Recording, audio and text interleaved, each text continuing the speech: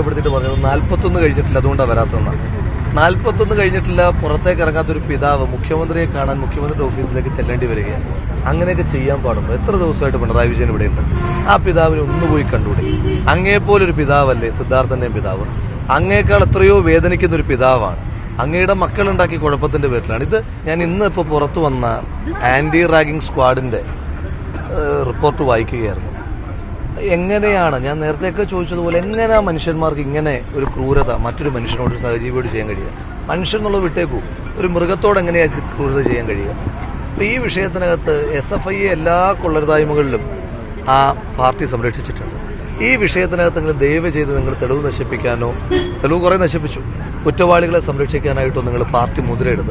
കാരണം നിങ്ങളെല്ലാം മാതാപിതാക്കളല്ലേ.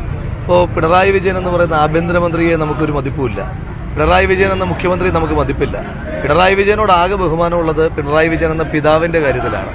ശ്രീമതി വീണയുടെയും വിവേകിന്റെയും പിതാവ് എന്ന നിലയിൽ എത്ര വഴിവിട്ട മാർഗത്തിലൂടെയും തന്റെ മക്കളെ ചേർത്ത് പിടിക്കുന്ന ഒരു മനുഷ്യൻ, ആ മനുഷ്യന്റെ പിതാവ് എന്ന രീതിയിൽ വേണം ആ ആന്റി റാഗിംഗ് സ്ക്വാഡിന്റെ റിപ്പോർട്ടിനെ വായിക്കാൻ.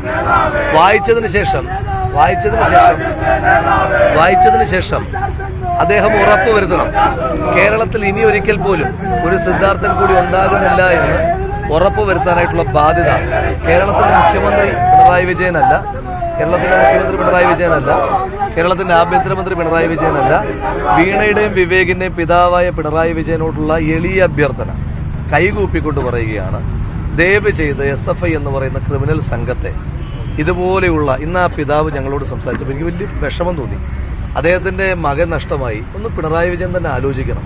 അപ്പം അദ്ദേഹം ഇവിടേക്ക് വരാതിരുന്നതിനെ പറ്റി അദ്ദേഹം പറഞ്ഞു, ഇവിടേക്ക് വരണമെന്ന് ആഗ്രഹിക്കുന്നില്ല.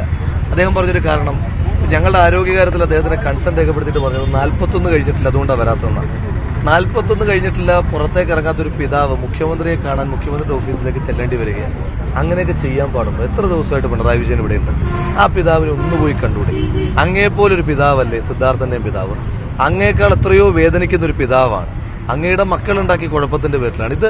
ഒരു കുഴപ്പവും ഉണ്ടാക്കാത്തൊരു മകൻ അതിക്രൂരമായി, അത് എനിക്കത് ആ റിപ്പോർട്ടിനകത്ത് ഏറ്റവും ക്രൂരമായ ഭാഗം, ഇത്ര ക്രൂരമായ മർദ്ദനമുണ്ടായി, ഇതിനുശേഷം ചോര ഒലിപ്പിച്ച് നിൽക്കുന്ന സിദ്ധാർത്ഥൻ അടിവസ്ത്രം മാത്രം ഇട്ടിട്ട് അവനെ കൊണ്ട് ഓരോ റൂമിന്റെയും, അവന്റെ റൂംമേറ്റ്സിന്റെ റൂം കൊട്ടി വിളിപ്പിച്ചു. എന്നിട്ട് റൂം തുറന്നു വരുമ്പോൾ ആ റൂംമേറ്റിനെ കൊണ്ട്, മറ്റ് റൂമുകളിലുള്ള അദ്ദേഹത്തിന്റെ സഹപാഠികളെ കൊണ്ട് ഇവനെ അടിപ്പിക്കുകയാണ്. ആ സഹപാഠികൾ കരഞ്ഞുകൊണ്ട് പോയതിനെ പറ്റി ആ റിപ്പോർട്ടിനകത്ത് എഴുതിയേക്കുകയാണ്, ഇവനെ അടിക്കാൻ നിർബന്ധിക്കുമ്പോൾ. അപ്പോൾ ഞാൻ പറഞ്ഞു, എങ്ങനെയാണ് നിങ്ങൾക്ക് ഇങ്ങനെ ക്രൂരന്മാരാകാൻ കഴിയുക? ദയവ് ചെയ്ത്, നിങ്ങളെല്ലാ കോളേജുകളും ജയിച്ചു, നിങ്ങളെല്ലാ യൂണിവേഴ്സിറ്റികളും എടുത്തു, മനുഷ്യന്മാരെ കൊല്ലുന്ന പാർട്ടിയായി. അതിനുവേണ്ടിയല്ല നിങ്ങൾ ഈ പേക്കൂത്തെല്ലാം ചെയ്യുന്നത്. നിങ്ങൾ അത് നിർത്ത്.